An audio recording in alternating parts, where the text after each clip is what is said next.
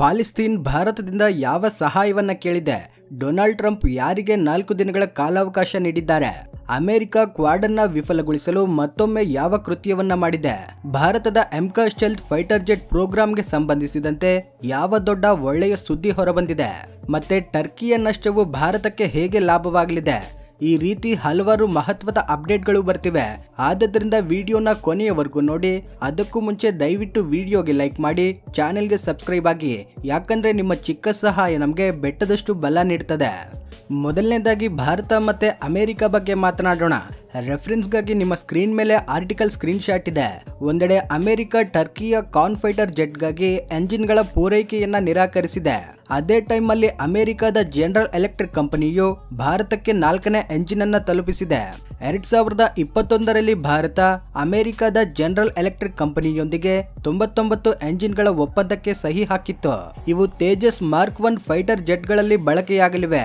3ನೇ ಎಂಜಿನ್ ಕೆಲವು ವಾರಗಳ ಹಿಂದೆಯೇ ಸೆಪ್ಟೆಂಬರ್ 11ರಂದು ಕಳಿಸಲಾಗಿತ್ತು. ಮತ್ತೆ ಈ 4ನೇ ಎಂಜಿನ್ 1 ತಿಂಗಳ ಒಳಗಡೆನೆ ತಲುಪಿಸಲಾಗಿದೆ.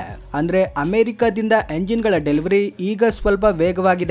ಮುಂದಿನ ತಿಂಗಳಿಂದ ಪ್ರತಿ ತಿಂಗಳು 2 ಎಂಜಿನ್ಗಳನ್ನ ಭಾರತಕ್ಕೆ ಪೂರೈಸುವುದಾಗಿ ಅಮೆರಿಕ ತಿಳಿಸಿದೆ. ಆದ್ರೂ ಎಂಜಿನ್ಗಳ ವಿತರಣೆ 1.5 ವರ್ಷ ತಡವಾಗಿದೆ. ಆದ್ರೆ ಒಳ್ಳೆ ಸುದ್ದಿ ಏನಂದ್ರೆ ಜನರಲ್ ಎಲೆಕ್ಟ್ರಿಕ್ ಕಂಪನಿ ಟರ್ಕಿಗೆ ಎಂಜಿನ್ಗಳನ್ನ ಸಪ್ಲೈ ಮಾಡದೇ ಇರೋದ್ರಿಂದ ಪ್ರೊಡಕ್ಷನ್ ಲೈನ್ ಮೇಲೆ ಒತ್ತಡ ಕಡಿಮೆಯಾಗಿದೆ. ಇದರಿಂದ ಭಾರತಕ್ಕೆ ಎಂಜಿನ್ಗಳ ವಿತರಣೆ ಇನ್ನಷ್ಟು ವೇಗವಾಗಬಹುದು. ಮುಂದಿನ ಅಪ್ಡೇಟ್ ನ್ಯೂಯಾರ್ಕ್ನ ಯುನೈಟೆಡ್ ನೇಷನ್ಸ್ ಹೆಡ್ ಕ್ವಾರ್ಟರ್ಸ್ ಇಂದ ಬರ್ತಿದೆ. ಯುನೈಟೆಡ್ ನೇಷನ್ಸ್ ಜನರಲ್ ಅಸೆಂಬ್ಲಿಯ ಸೆಷನ್ ಮುಗಿದಿದೆ. ನಮ್ಮ ವಿದೇಶಾಂಗ ಸಚಿವ ಜೈಶಂಕರ್ ಅವರು 50ಕ್ಕೂ ಹೆಚ್ಚು ದೇಶಗಳ ವಿದೇಶಾಂಗ ಸಚಿವರೊಂದಿಗೆ ದ್ವಿಪಕ್ಷೀಯ ಸಭೆಗಳನ್ನ ನಡೆಸಿದ್ದಾರೆ. ಜೊತೆಗೆ ಜನರಲ್ ಅಸೆಂಬ್ಲಿಯ ಸೈಡ್ ಲೈನ್ಗಳಲ್ಲಿ ಹಲವಾರು ಬಹುಪಕ್ಷೀಯ ಸಭೆಗಳನ್ನ ಸಹ ನಡೆಸಿದ್ದಾರೆ. ಇದರಲ್ಲಿ ಹಲವು ದೇಶಗಳ ವಿದೇಶಾಂಗ ಸಚಿವರು ಭಾಗವಹಿಸಿದ್ದರು. ಹಾಗೇನೆ ಬ್ರಿಕ್ಸ್ ದೇಶಗಳ ವಿದೇಶಾಂಗ ಸಚಿವರು ಸಭೆ ನಡೆಸಿದ್ದಾರೆ. ಹಾಗೂ ಗ್ಲೋಬಲ್ ಸೌತ್ ದೇಶಗಳ ಸಭೆ, G20 ದೇಶಗಳ ವಿದೇಶಾಂಗ ಸಚಿವರ ಸಭೆ, G4 ಮತ್ತೆ ಆಫ್ರಿಕನ್ ದೇಶಗಳ ಸಭೆಗಳು ಕೂಡ ನಡೆದವು. ಅಂದರೆ ಜನರಲ್ ಅಸೆಂಬ್ಲಿಯ ಸೈಡ್ ಲೈನ್ಗಳಲ್ಲಿ ಹಲವು ದೇಶಗಳು ಬಹುಪಕ್ಷೀಯ ಸಭೆಗಳನ್ನ ನಡೆಸಿ ಹಲವು ವಿಷಯಗಳ ಬಗ್ಗೆ ಚರ್ಚಿಸಿವೆ. ಆದ್ರೆ ಪ್ರತಿ ವರ್ಷ ನಡೆಯುತ್ತಿದ್ದ ಒಂದು ಸಭೆ ಈ ವರ್ಷ ಯುನೈಟೆಡ್ ನೇಷನ್ಸ್ ಜನರಲ್ ಅಸೆಂಬ್ಲಿಯ ಸೈಡ್ ಲೈನ್ಗಳಲ್ಲಿ ನಡೆಯಲಿಲ್ಲ. ಆ ಸಭೆ ಕ್ವಾಡ್ ದೇಶಗಳ ವಿದೇಶಾಂಗ ಸಚಿವರ ಸಭೆ. ಇದರರ್ಥ ಕ್ವಾಡ್ ದೇಶಗಳ ವಿದೇಶಾಂಗ ಸಚಿವರು ಅಲ್ಲಿಗೆ ಬಂದಿರಲಿಲ್ಲವೆಂದಲ್ಲ. ಜೈಶಂಕರ್ ಅವರು ಜಪಾನ್, ಆಸ್ಟ್ರೇಲಿಯಾ ಮತ್ತೆ ಅಮೆರಿಕದ ವಿದೇಶಾಂಗ ಸಚಿವರೊಂದಿಗೆ 1-on-1 ದ್ವಿಪಕ್ಷೀಯ ಸಭೆಗಳನ್ನ ನಡೆಸಿದ್ದಾರೆ. ಮತ್ತೆ ಬಹುಪಕ್ಷೀಯ ಸಭೆಗಳಲ್ಲೂ ಭಾಗವಹಿಸಿದ್ದಾರೆ. ಆದ್ರೆ ಕ್ವಾಡ್ ದೇಶಗಳ ವಿದೇಶಾಂಗ ಸಚಿವರ ಸಭೆಗಾಗಿ ಈ 4 ದೇಶಗಳು ಒಟ್ಟಿಗೆ ಸೇರಲಿಲ್ಲ. ಈ ವರ್ಷ ಕ್ವಾಡ್ನ ಅಧ್ಯಕ್ಷತೆ ಭಾರತದ ಬಳಿ ಇದೆ. ಆದ್ರೆ ಅಮೆರಿಕ ಕ್ವಾಡ್ಗೆ ಯಾಕೆ ಇಷ್ಟು ಮಹತ್ವ ನೀಡ್ತಿಲ್ಲ ಎಂಬುದು ತಿಳಿದು ಬಂದಿಲ್ಲ. ಆದ್ರೆ ಈ ಬೆಳವಣಿಗೆ ಮತ್ತೊಮ್ಮೆ ಸಾಬೀತುಪಡಿಸೋದು ಏನೆಂದ್ರೆ ಅಮೆರಿಕ ವಿಶ್ವಾಸಾರ್ಹ ಪಾರ್ಟ್ನರ್ ಆಗಲು ಸಾಧ್ಯವಿಲ್ಲ. ಬ್ಲಾಕ್ ಮೇಲಿಂಗ್ ಆಗಿ ಅಮೆರಿಕ ಕ್ವಾಡ್ ನಂತಹ ಸ್ಟ್ರಾಟಜಿಕ್ ಗುಂಪನ್ನ ಕಡೆಗಣಿಸುತ್ತಿದೆ. ರಷ್ಯಾದಂತೆ ಅಮೆರಿಕ ಕೂಡ ನಮ್ಮ ಆತ್ಮೀಯ ಮಿತ್ರನಾಗ್ತದೆ ಎಂದು ನಾವು ಭಾವಿಸಿದ್ದೆವು. ಆದ್ರೆ ಅದು ಸಂಪೂರ್ಣವಾಗಿ ಸಾಧ್ಯವಿಲ್ಲ. ಅಮೆರಿಕ ಮೇಲೆ ಭರವಸೆ ಇಡೋದು ನಮ್ಮ ಕಾಲಿನ ಮೇಲೆ ನಾವೇ ಕೊಡಲಿ ಹಾಕೊಂಡಂತೆ. ಮುಂದಿನ ಅಪ್ಡೇಟ್ ಭಾರತ ಮತ್ತೆ ರಷ್ಯಾದಿಂದ ಬರ್ತಿದೆ. ಕಳೆದ ತಿಂಗಳು ನಾನು ನಿಮ್ಗೆ ಹೇಳಿದ್ದೆ, ರಷ್ಯಾ ಅಧ್ಯಕ್ಷ ವ್ಲಾದಿಮಿರ್ ಪುಟಿನ್ ಈ ವರ್ಷದ ಕೊನೆಯಲ್ಲಿ ಡಿಸೆಂಬರ್ ಅಲ್ಲಿ ಭಾರತಕ್ಕೆ ಭೇಟಿ ನೀಡಲಿದ್ದಾರೆ ಎಂದು. ಈಗ ವ್ಲಾದಿಮಿರ್ ಪುಟಿನ್ ರ ಭಾರತ ಭೇಟಿಗೆ ಸಂಬಂಧಿಸಿದಂತೆ ನಿಖರವಾದ ದಿನಾಂಕಗಳು ಘೋಷಿತವಾಗಿವೆ. ವ್ಲಾದಿಮಿರ್ ಪುಟಿನ್ ಡಿಸೆಂಬರ್ 5 ಮತ್ತೆ 6ರಂದು ಭಾರತದಲ್ಲಿರ್ತಾರೆ ಎಂಬ ಸುದ್ದಿ ಹೊರಬಂದಿದೆ. ಅಂದರೆ ಸುಮಾರು 2 ದಿನಗಳು ಭಾರತದಲ್ಲಿರ್ತಾರೆ. ಪುಟಿನ್ ಡಿಸೆಂಬರ್ 5ರಂದು ಬೆಳಗ್ಗೆ ಭಾರತಕ್ಕೆ ಆಗಮಿಸ್ತಾರೋ ಅಥವಾ ಡಿಸೆಂಬರ್ 4ರ ರಾತ್ರಿ ತಡವಾಗಿ ಆಗಮಿಸಿ ಮರುದಿನ ದ್ವಿಪಕ್ಷೀಯ ಸಭೆಗಳಲ್ಲಿ ಭಾಗವಹಿಸ್ತಾರೋ ಎಂಬುದು ಇನ್ನೂ ತಿಳಿದು ಬಂದಿಲ್ಲ. ಶೀಘ್ರದಲ್ಲೇ ಭಾರತ ಸರ್ಕಾರ ಮತ್ತೆ ರಷ್ಯಾದ ಸರ್ಕಾರ ಇದನ್ನ ಘೋಷಿಸಲಿದೆ. ಬಹುಶಃ ಪ್ರಧಾನಮಂತ್ರಿ ಮೋದಿಯವರು ಸ್ವತಃ ವಿಮಾನ ನಿಲ್ದಾಣಕ್ಕೆ ತೆರಳಿ ರಷ್ಯಾದ ಅಧ್ಯಕ್ಷ ವ್ಲಾದಿಮಿರ್ ಪುಟಿನ್ ರನ್ನ ಸ್ವಾಗತಿಸುವ ಸಾಧ್ಯತೆ ಇದೆ. ಯಾಕಂದ್ರೆ ಈ ವರ್ಷ ಚೀನಾದಲ್ಲಿ ನಡೆದ SCO ಶೃಂಗಸಭೆಯಲ್ಲಿ ವ್ಲಾದಿಮಿರ್ ಪುಟಿನ್ ಸ್ವತಃ ಪ್ರಧಾನಮಂತ್ರಿ ಮೋದಿಯವರನ್ನ ತಮ್ಮ ಕಾರಲ್ಲಿ ಆಹ್ವಾನಿಸಿ ಸಭೆಯ ಸ್ಥಳಕ್ಕೆ ಒಟ್ಟಿಗೆ ಹೋಗಿದ್ದರು. ಆದ್ದರಿಂದ ಪ್ರಧಾನಮಂತ್ರಿ ಮೋದಿಯವರು ಪ್ರೋಟೋಕಾಲ್ ಅನ್ನ ಬದಿಗಿಟ್ಟು ಪುಟಿನ್ ರನ್ನ ಸ್ವಾಗತಿಸಲು ಸ್ವತಃ ವಿಮಾನ ನಿಲ್ದಾಣಕ್ಕೆ ತೆರಳಿ ರೆಡ್ ಕಾರ್ಪೆಟ್ ನೊಂದಿಗೆ ಸ್ವಾಗತಿಸುವ ಸಾಧ್ಯತೆ ಇದೆ. ಮುಂದಿನ ಅಪ್ಡೇಟ್ ಗಾಜಾ ಪೀಸ್ ಪ್ಲಾನ್ಗೆ ಸಂಬಂಧಿಸಿದೆ. ಮೊದಲನೇದಾಗಿ ಡೊನಾಲ್ಡ್ ಟ್ರಂಪ್ ಘೋಷಿಸಿರುವ 20 ಪಾಯಿಂಟ್ಗಳ ಪೀಸ್ ಅಗ್ರಿಮೆಂಟ್ ಅನೌನ್ಸ್ ಮಾಡಿ 36 ಗಂಟೆಗಳಿಗಿಂತ ಹೆಚ್ಚು ಕಾಲ ಕಳೆದಿದೆ. ಆದ್ರೆ ಇದುವರೆಗೆ ಹಮಾಸ್ ಮತ್ತೆ ಗಾಜಾದ ಗುಂಪುಗಳು ಈ ಒಪ್ಪಂದವನ್ನ ಸ್ವೀಕರಿಸಿಲ್ಲ. ಇದರಿಂದ ಡೊನಾಲ್ಡ್ ಟ್ರಂಪ್ ಆಡಳಿತವು ಹಮಾಸ್ಗೆ 3 ರಿಂದ 4 ದಿನಗಳ ಗಡುವನ್ನ ನೀಡಿದೆ. ರೆಫರೆನ್ಸ್ಗಾಗಿ ನಿಮ್ಮ ಸ್ಕ್ರೀನ್ ಮೇಲೆ ಆರ್ಟಿಕಲ್ ಸ್ಕ್ರೀನ್ ಶಾಟ್ ಇದೆ. ಡೊನಾಲ್ಡ್ ಟ್ರಂಪ್ ಹೇಳಿದ್ದಾರೆ, ಈ ಶಾಂತಿ ಒಪ್ಪಂದಕ್ಕೆ ಎಲ್ಲಾ ಪಕ್ಷಗಳು ಒಪ್ಪಿಗೆ ನೀಡಿವೆ. ಅರಬ್ ದೇಶಗಳು, ಮುಸ್ಲಿಂ ದೇಶಗಳು ಮತ್ತೆ ಇಸ್ರೇಲ್ ಎಲ್ಲರೂ ಸಹ ಒಪ್ಕೊಂಡಿದ್ದಾರೆ. ಈಗ ಕೇವಲ ಹಮಾಸ್ನ ಪ್ರತಿಕ್ರಿಯೆಗಾಗಿ ಕಾಯಲಾಗ್ತಿದೆ. ಹಮಾಸ್ ಈ ಒಪ್ಪಂದಕ್ಕೆ ಒಪ್ಪದಿದ್ರೆ ಅವರಿಗೆ ತುಂಬಾ ದುಃಖಕರ ಅಂತ್ಯವಾಗಲಿದೆ ಎಂದು ಟ್ರಂಪ್ ಹೇಳಿದ್ದಾರೆ. ಈಗ ಹಮಾಸ್ಗೆ ಕೇವಲ 4 ದಿನಗಳ ಕಾಲಾವಕಾಶವಿದೆ. ಜೊತೆಗೆ ಗಾಜಾದಲ್ಲಿ ನಿಯೋಜಿಸಲಾಗುವ ಇಂಟರ್ನ್ಯಾಷನಲ್ ಸ್ಟೆಬಿಲೈಸೇಷನ್ ಫೋರ್ಸ್ಗೆ ಸಂಬಂಧಿಸಿದಂತೆ ಪಾಕಿಸ್ತಾನದ ವಿದೇಶಾಂಗ ಸಚಿವ ಇಸಾಕ್ ದಾರ್ ಒಂದು ಹೇಳಿಕೆ ನೀಡಿದ್ದಾರೆ. ಗಾಜಾದಲ್ಲಿ ನಿಯೋಜಿಸಲಾಗುವ ಇಂಟರ್ನ್ಯಾಷನಲ್ ಸ್ಟೆಬಿಲೈಸೇಷನ್ ಫೋರ್ಸ್ಗೆ ಪಾಕಿಸ್ತಾನ ತನ್ನ ಸೇನೆಯ ಸೈನಿಕರನ್ನ ಕಳಿಸಬಹುದು ಎಂದು ಹೇಳಿದೆ. ಆದ್ರೆ ಭಾರತದ ಬಗ್ಗೆ ಮಾತನಾಡೋದಾದ್ರೆ ಭಾರತ ಉಕ್ರೇನ್ನಲ್ಲಿ ಅಥವಾ ಗಾಜಾದಲ್ಲಿ ಯಾವುದೇ ರೀತಿಯ ಸೈನಿಕ ನಿಯೋಜನೆಯನ್ನ ಮಾಡುವುದಿಲ್ಲ ಎಂಬ ಸುದ್ದಿ ಬಂದಿದೆ. ಯುನೈಟೆಡ್ ನೇಷನ್ಸ್ ನ ಬ್ಯಾನರ್ ನಡಿಯೇ ಶಾಂತಿ ಪಾಲನಾ ಪಡೆಗಳನ್ನ ಕಳಿಸಿದ್ರೆ ಮಾತ್ರ ಭಾರತ ತನ್ನ ಸೈನಿಕರನ್ನ ಕಳಿಸಲಿದೆ. ಇಲ್ಲದಿದ್ರೆ ಇಂಟರ್ನ್ಯಾಷನಲ್ ಸ್ಟೆಬಿಲೈಸೇಷನ್ ಫೋರ್ಸ್ ಅಥವಾ ಯುಕ್ರೇನ್ ಶಾಂತಿ ಪಡೆಗಳಂತಹ ಯಾವುದೇ ಇನಿಷಿಯೇಟಿವ್ಗೆ ಭಾರತ ತನ್ನ ಸೈನಿಕರನ್ನ ಕಳಿಸೋದಿಲ್ಲ. ಇದು ಭಾರತದ ಅಧಿಕೃತ ನಿಲುವು. ಮುಂದಿನ ಅಪ್ಡೇಟ್ ಭಾರತದ 5th generation MCAS stealth fighter jet ಪ್ರೋಗ್ರಾಂಗೆ ಸಂಬಂಧಿಸಿದ್ದು.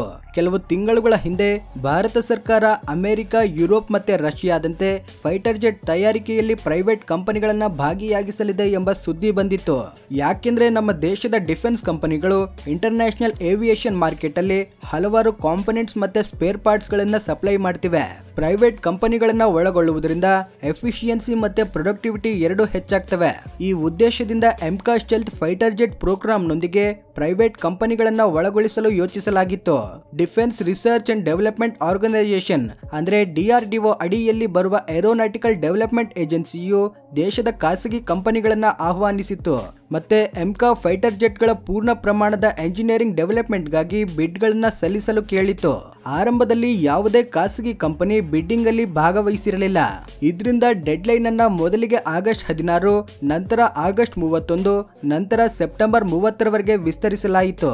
ಆದ್ರೆ ಈಗ ಸುದ್ದಿ ಬಂದಿದೆ, ಪ್ರೈವೇಟ್ ಡಿಫೆನ್ಸ್ ಕಂಪನಿಗಳೊಂದಿಗೆ ಸಭೆಗಳನ್ನ ನಡೆಸಿದ ನಂತರ ಕಾಂಟ್ರಾಕ್ಟ್ ಮತ್ತೆ ಎಕ್ಸ್ಪ್ರೆಷನ್ ಆಫ್ ಇಂಟ್ರೆಸ್ಟ್ ಡಾಕ್ಯುಮೆಂಟರಿಗಳಲ್ಲಿ ಕೆಲವು ಬದಲಾವಣೆಗಳನ್ನ ಮಾಡಿದ ನಂತರ ಭಾರತದ ಹಲವಾರು ಪ್ರೈವೇಟ್ ಡಿಫೆನ್ಸ್ ಕಂಪನಿಗಳು MCAS ಸ್ಟೆಲ್ತ್ ಫೈಟರ್ ಜೆಟ್ ಪ್ರೋಗ್ರಾಂಗೆ ಸೇರಲು ತಮ್ಮ ಬಿಡ್ಗಳನ್ನ ಸಲ್ಲಿಸಿವೆ.